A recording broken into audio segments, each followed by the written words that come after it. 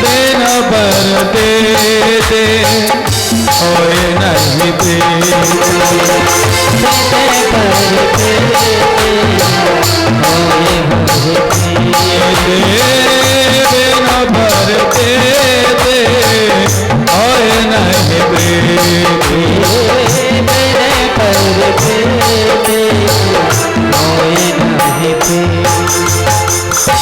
जाने बिन न होए प्रतीति।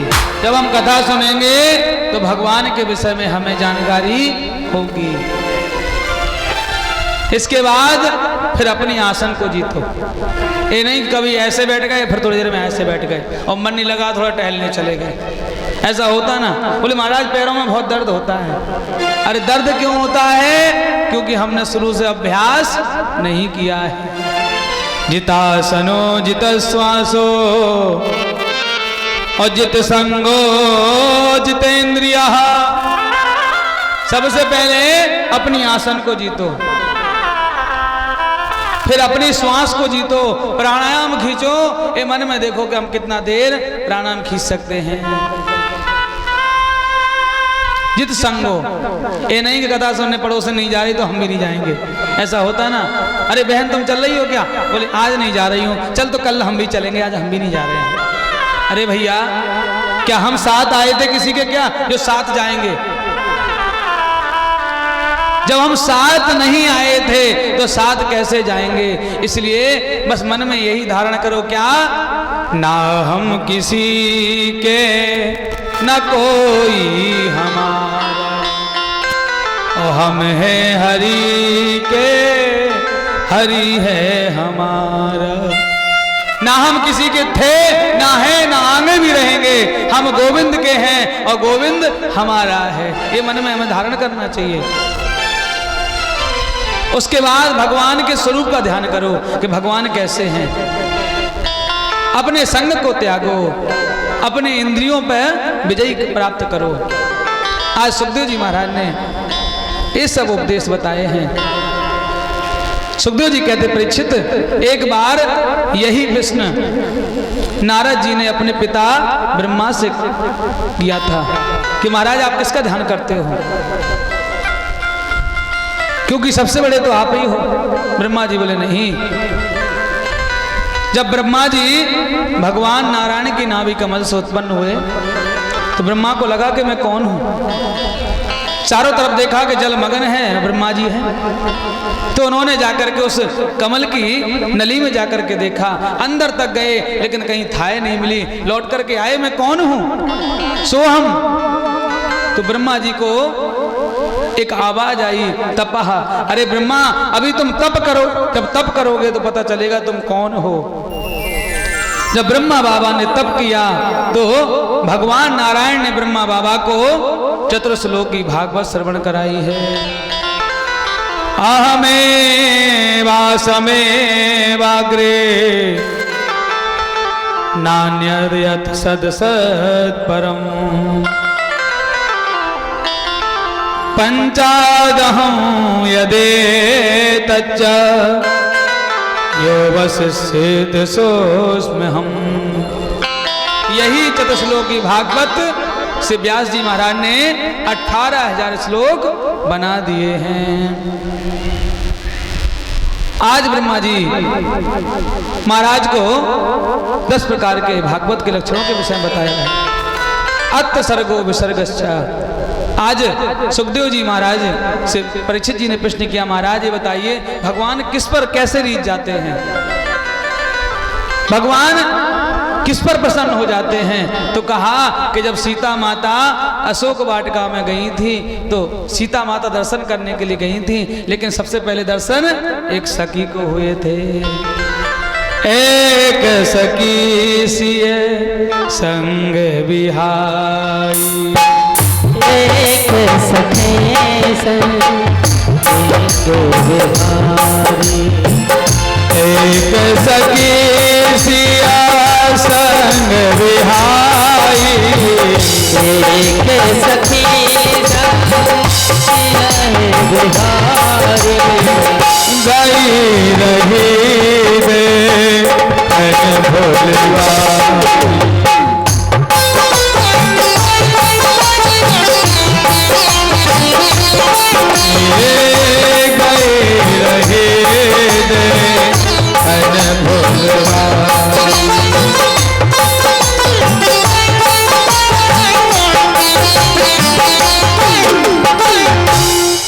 के साथ गई थी, लेकिन सबसे पहले वो सखी को दर्शन भगवान के हो गए।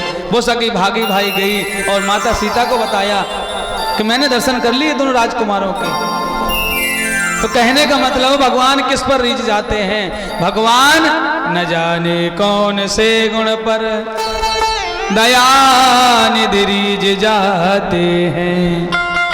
भगवान कब कौन से गुण पर किस पर रीझ जाएं कुछ पता नहीं है। कोई कहे कि भगवान बड़ों को मिलते हैं, तो प्रहलाद जी महाराज तो बच्चे थे। प्रहलाद जी महाराज को भगवान क्यों मिल गए? कोई कहे कि बुढ़ापे में भगवान मिलते हैं, तो प्रहलाद जी महाराज तो बालक थे, क्योंकि भजन करने की कोई उम्र नहीं होती है। कोई कहे कि भगवान विद्वान को मिलते हैं, तो हाथी कोई विद्वान था क्या? आगे कथा आएगी, भगवान ने गज को दर्शन दिए जाकर के। कोई कहे भगवान पंडितों को मिलते हैं, तो विदुर जी महाराज का ब्राह्मण थे। और कोई कहे कि भगवान धनवान को मिलते हैं, पैसे वालों को मिलते हैं, तो सुदामा जी महाराज का धनवान थे। सुदामा जी महाराज कितनी गरीबी तो किसी के पास नहीं शायद। कहने का मतलब भगवान कैसे मिलते हैं? प्रेम से प्रगट होए में जाना। भगवान प्रेम से मिलते हैं। भगवान को प्रेम से पुकारोगे तो भगवान आपके सामने आ जाएंगे, इसमें कोई संदेह नहीं है। लेकिन हमें प्रेम लाना पड़ेगा, हमें भगवान को प्रेम से बुलाना पड़ेगा, तब भगवान आएंगे। ऐसे भगवान नहीं आते हैं, क्योंकि भगवान कहते हैं कि अगर तुम मुझे प्रेम से बुलाओगे तो मैं पत्तों के यहाँ भी चला जाऊंगा, और अगर आप मुझे पैसे दिखाओगे तो भगवान कहीं नहीं जाएंगे। क्योंकि भक्त तो कहते भी हैं, क्या कहते हैं? मेरे श्याम ये बता दो वो तान कौन सी है, मेरे श्याम ये बता दो, ये बता दो मेरे श्याम ये बता दो वो तान कौन से है, मेरे श्याम ये बता दो वो तान कौन सी है, मेरे श्याम जिसे सुनते सारी दुनिया, जिसे सुनते सारी दुनिया तेरे दर पे झूमती है, मेरे श्याम ये बता दो, मेरे श्याम ये बता दो वो तान कौन सी है, मेरे श्याम बता दो।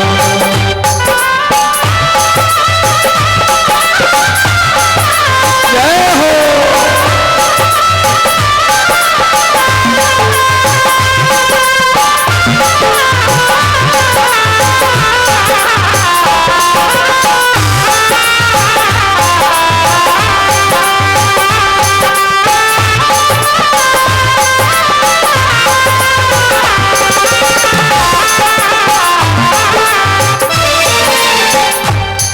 साधो भरी निगाहें जुल्फों का घना सहरा, साधो भरी निगाहें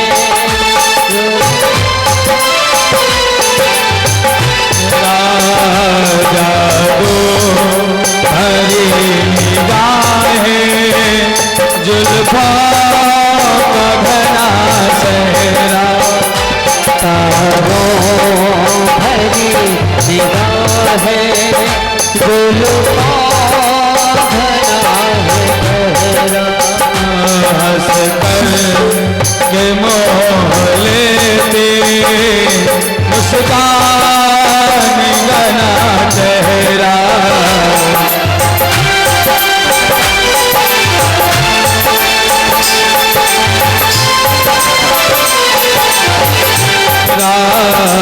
हंस कर के मोह लेते मुस्कान भरा चेहरा हंस कर के मोह लेते मुस्कान भरा चेहरा मेरे सामने बता दे मेरे सामने बता दो वो तार कौन सी है मेरे सामने बता दो वो तार कौन सी है मेरे सामने बता दो वो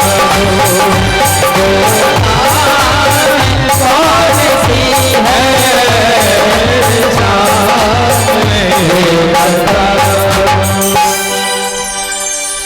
परीक्षित जी महाराज ने कहा प्रभु भगवान प्रेम से रिझते हैं।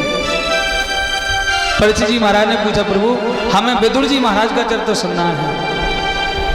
तो आज विदुर जी महाराज का चरित्र श्रवण करा रहे हैं। यदा तु राजा सुसुतान साधु पुष्पन्न धर्मेण विनिष्ट दृष्टि यदा तु राजा सुस्तान बंधु। एक दिन क्या हुआ महाराज धृतराष्ट्र अपने निवास में बैठे थे। वहीं विदुर जी महाराज गए। बोले महाराज एक बात कहूं। बोले बोलो। बोले महाराज जो आपका पुत्र है ना दुर्योधन सब साक्षात कलयुग है। और महाराज जो आपके पांडव हैं ये कोई पराये थोड़ी ना है आपके परिवार के तो हैं। महाराज इनका आधा राज्य बनता है इनका हक है। अरे अपने पुत्र की बातों में मत आओ महाराज उनको कुछ हिस्सा तो दे दो। भ्रातुर्यभीष्ट सुसुतान बबंधो। महाराज आपके बाहर के नेत्र तो पहले से बंद हो गए हैं लेकिन जो ज्ञान के नेत्र वो भी बंद हो गए हैं क्या। महाराज ऐसा मत करो। इतना कहा धृतराष्ट्र महाराज तो कुछ नहीं बोले। किसी चुगलखोर ने जाकर के दुर्योधन से बात कही। दुर्योधन भैया देख रहे हो तुम्हारे पिताजी को विदुर भड़का रहा था। खाता तुम्हारी है बजा रहा है पांडवों की। सभा लगी थी सारे राजा बैठे थे और धृतराष्ट्र महाराज बैठे थे। जैसे ही विदुर जी महाराज पहुंचे तो आज दुर्योधन कहने लगा ए विदुर खाता मेरी है बजाता पांडवों की है। तू मेरे पिताजी को अकेले में भड़का रहा था। तुझे शर्म नहीं आती है क्या। इतना सुना तो विदुर जी महाराज को बड़ा बुरा लगा। और बुरा तो तब लगा उस सभा में धृतराष्ट्र भी बैठे थे। महाराज ने कुछ नहीं कहा। आज विदुर जी समझ गए कि महाराज के मन में खुद है कि हम राज्य पांडवों को ना दे। और आज विदुर जी महाराज विचार कर रहे हैं कि आज कहीं राजा से झगड़ा हो गया इस राज्य में अब हमें नहीं रहना है। क्योंकि नीति कहती है क्या सचिव वैद्य गुरु तीन जो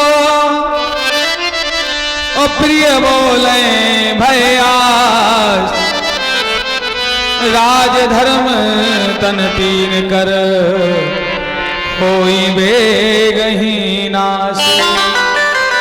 अगर गुरुजी से झगड़ा हो जाए तो आपको गुरुजी से फायदा नहीं मिलेगा। क्यों गुरुजी आपको शुद्ध शिक्षा नहीं देंगे।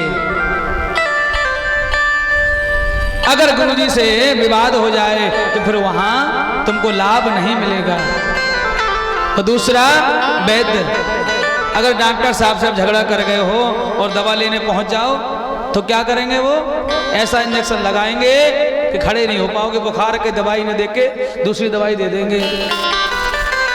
और तीसरे राजा, जिस राज्य के राजा से अगर झगड़ा हो जाए उस राज्य में नहीं रहना चाहिए, क्योंकि पता नहीं कौन से अपराध में वो तुमको फंसा करके तुम्हें दंडित कर दे। आज विदुर जी ने क्या किया, तुरंत धनुष बाण देहरी पे रख दिए और विदुर जी ने कहा, दुर्योधन आज से मैं तुम्हारे राज्य को त्याग रहा हूं। धनुष बाण देहरी पे क्यों रखे, क्योंकि दुर्योधन को ये ना लगे कि विदुर जाके पांडवों में मिल जाएगा। आज विदुर जी महाराज जब सभा से जाने लगे तो सुखदेव जी कहते, परीक्षित ऐसा लग रहा है जैसे सारे कौरवों का पुण्य विदुर जी महाराज अपने साथ ले जा रहे हैं। सा निर्गता कौरव पुण्य लब्धा, जैसे लंका में विभीषण जी महाराज थे जब तक लंका में कोई हानि नहीं हुई है, इसी प्रकार जब तक विदुर जी महाराज थे तब तक कौरवों में कोई हानि नहीं हुई है। और गोस्वामी जी महाराज कहते हैं जब लंका से विभीषण जी महाराज गए थे तब क्या लिखा है, ऐसे कहीं चला विभीषण जाई, ऐसे कहीं चला विभीषण जाई, ऐसे कहीं चला विभीषण जाई, ऐसे कहीं चला विभीषण जाई, आयो ही भय सब तब आयो ही भय तब सब, आयो भय सब तब, आयो ही भय तब सब। जिस तरीके से लंका से विभीषण जी महाराज चले गए थे सारे लंकावासी आयुहीन हो गए थे, इसी प्रकार विदुर जी महाराज चले गए हैं।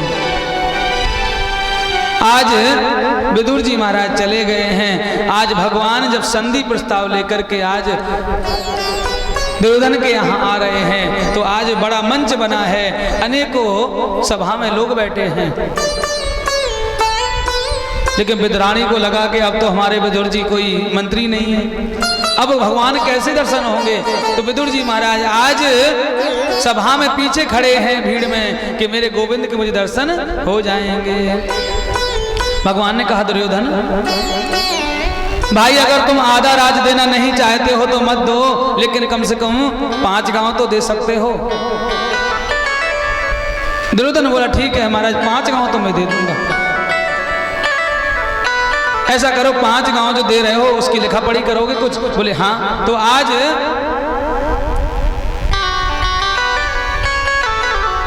शकुनी मामा को बुलाया है, जाओ मामा कलम लाओ। आज जैसे ही मामा कलम लेकर के आया, मामा ने कलम जांग पे रख दी। बोले क्यों मामा, तुम जानते नहीं हो कलम जांग पे नहीं रखी जाती? बोले कहाँ रख दूं?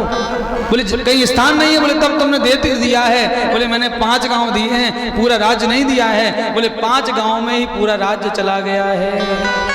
कैसे? तो आज शकुनी समझा रहा है, दुर्योधन इंद्रप्रस्थम यमप्रस्थम अवंती वरुणावृतम। इंद्रप्रस्थ जिसको आज दिल्ली कहते हैं, पुराना नाम उसका इंद्रप्रस्थ है। बोले अगर आपने दिल्ली दे दी तो आधी यूपी चली गई, आधा पंजाब चला गया। और दूसरा है यमप्रस्थम। यमप्रस्थम का मतलब है महाराज जयपुर। अगर आपने जयपुर दे दिया तो पूरा राजस्थान चला गया है। और तीसरा है अवंती, जिसको आज हम और आप उज्जैन कहते हैं, उसका पुराना नाम अवंती था। बोले आपने अगर उज्जैन दे दी महाराज तो ये मानिए कि पूरी एमपी चली गई और आगे का राज्य भी चला गया। चौथा है वर्णावृतम। वर्णावृतम का मतलब है बनारस। अगर आपने बनारस दे दिया तो महाराज यूपी गई सो गई, बिहार भी चला गया। और देहि में चतुरो ग्राम पंचमे हस्तिनापुरम। और महाराज पांचवा हस्तिनापुर है, अब बचा क्या तुम्हारे पास, तुम तो ठगे गए हो। इतना सुना दुर्योधन ने, अब तो दुर्योधन की आंख लाल हो गई, बोले सुनो कन्हैया, अब तो पांडवों को युद्ध करना पड़ेगा। सूचक्रे ने विदास्यामि बिना युद्धेन केशवा। सुनो केशव, अब तो मैं सुई की नोक के बराबर भी नहीं दूंगा, बिना युद्ध के तो मैं कुछ नहीं दूंगा, युद्ध तो करना पड़ेगा। भगवान बोले दुर्योधन तुम जानते नहीं हो युद्ध में कितनी माताएं विधवा हो जाती हैं, कितने पुत्र अपने पिता के छाया से वंचित हो जाते हैं, कितने परिवार बिगड़ जाते हैं, तुम जानते नहीं युद्ध क्या होता है। बोले केशव अब कुछ भी हो, अब तो युद्ध ही होगा। भगवान बोले ठीक है युद्ध होगा तो कोई बात नहीं। भगवान चलने लगे, दुर्योधन बोला प्रभु 56 भोग प्रसाद लगा है, अब जल्दी से चल के पाइए। भगवान बोले दुर्योधन भोजन दो परिस्थितियों में किया जाता है, या तो सामने वाला भूख के मारे मर रहा हो तो भोजन कर लेगा, और या सामने वाले में इतनी श्रद्धा है कि भोजन की भूख नहीं होते हुए भी भोजन करा रहा है, तो न तुम्हारे अंदर श्रद्धा है न हमारे अंदर भूख है। और आज हमारा निमंत्रण तो विदुर काका के यहाँ है। दुर्योधन बोला विदुर वो तुम्हें कब मिला है? बोले विदुर जी का पत्र गया था कि जब भी आप यहाँ आए तो सबसे पहला प्रसाद हमारे घर पे पाना है। दुर्योधन बोला वो क्या पवाएगा, उसको खुद खाने के लिए नहीं है। बोले जो भी पवाए, लेकिन अब तो मैं वहीं जाऊंगा। विदुर जी ने सुना कि मैंने तो कभी निमंत्रण नहीं किया, ये ऐसा कैसा? आज विदुर जी बाजार चले गए हैं और भगवान विदुर काका के यहाँ चले गए हैं। आज काकी मन में विचार कर रही हैं, वो इंतजार कर रही हैं कि क्या पता गोविंद के दर्शन मुझे हो या नहीं हो।